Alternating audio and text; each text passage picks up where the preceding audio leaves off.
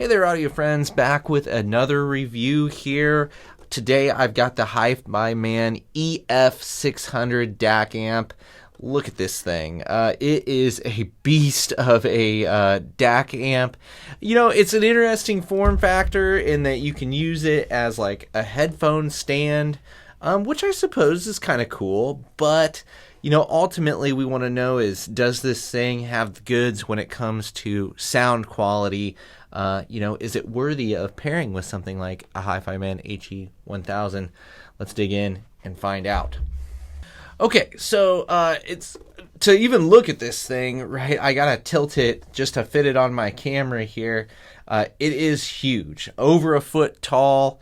It's you know, pretty deep as well. You know, you're talking about maybe over 6 inches, over half a foot, and you know, it's really big. I'm not sure that it's worth it for me to have such a like monolith of a device sitting on my desk. Perhaps there's somebody that would find this appealing, but I would go for something a little more subtle and easy to, you know, place. Obviously, you can't fit this into any tight nooks and crannies. It's quite large. So I just didn't find it all that compelling to have this. You know, if you like the look of it and you like to be able to use it as just like a headphone stand, you know, maybe there's a certain person that will work for, but I didn't really appreciate it myself. This isn't to say that this doesn't have some effects.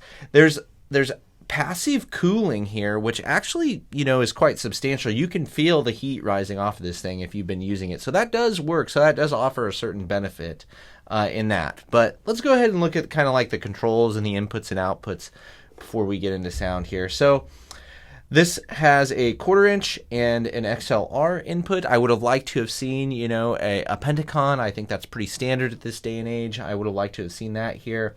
The volume is not a traditional round knob. Instead, it's kind of this rectangular, you know, brick of a knob. It feels reasonably good, although I just think it's kind of, I don't know, a weird design choice, I guess, but it's fine. It's certainly easy to get a quick glance of like where you're at on the volume control, which is kind of important because this thing puts out some juice, man. This thing puts out like 5 watts per channel.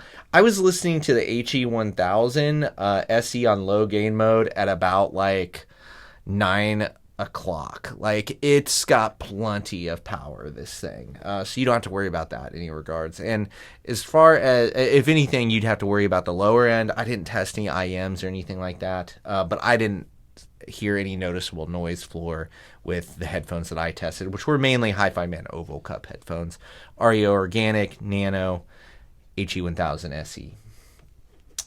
As far as other controls on the front, it's very minimal. You've got a series of LED lights here that are there to tell you which mode you're in. Obviously, you can switch. You've got USB coax, Bluetooth, RCA, and balanced in. And then you've got high gain NOS, high gain oversampling, low gain oversampling, low gain no oversampling.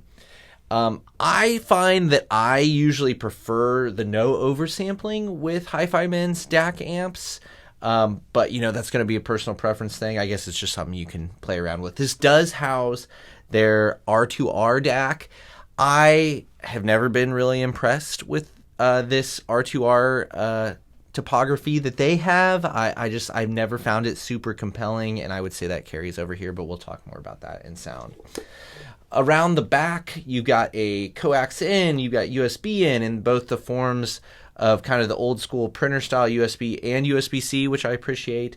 You got your Bluetooth antenna, your balanced in, your balance outs, and then you got RCA in, RCA out, and then of course you've got the power cable in and your little power switch down here.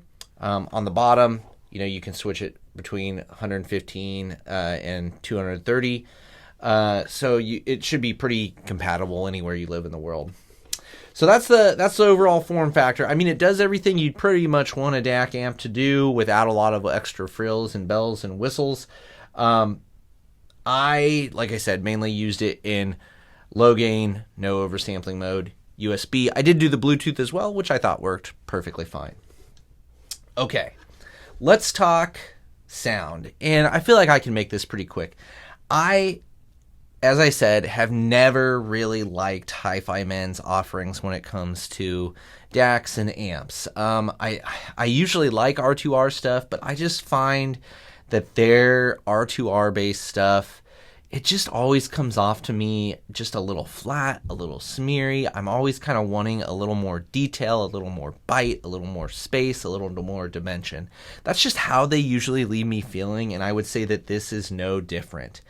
I compared it AB with the Topping G5, which is like a portable DAC amp, with the FIO R7, with my JDS Labs Element 3, and I found that I preferred all of them to this, which I think is a pretty bad knock against the EF600, because a lot of those devices are cheaper, right? So like the G5 is like a $200 DAC amp. The Element 3 is like a $300 DAC amp.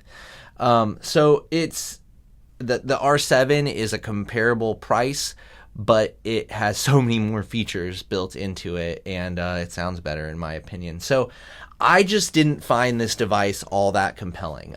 For me, here just recently, right before I filmed this, I just wanted to confirm that my feelings still held true. So I was doing AB with the Element 3, and I did just feel like the Element 3 is just such a good kind of baseline DAC amp that when I would switch to the EF600, to me, it always just, like I said, I felt like I was missing some sharpness, some detail, some space and dimension to things.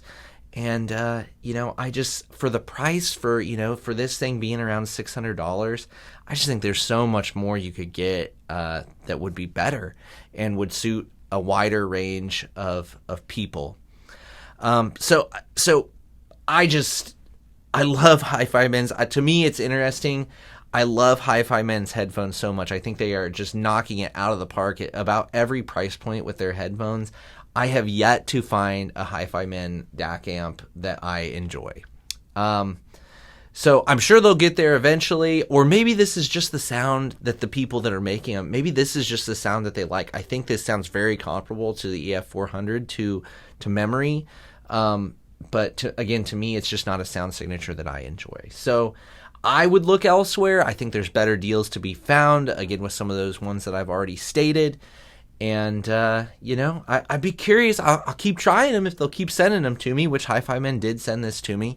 But, I never find them compelling. So hopefully they'll get into the right ballpark one day, or at least give maybe some different like sound sampling options or filters or something to help people that maybe don't like their stock Hifiman sound that they're coming out with these products.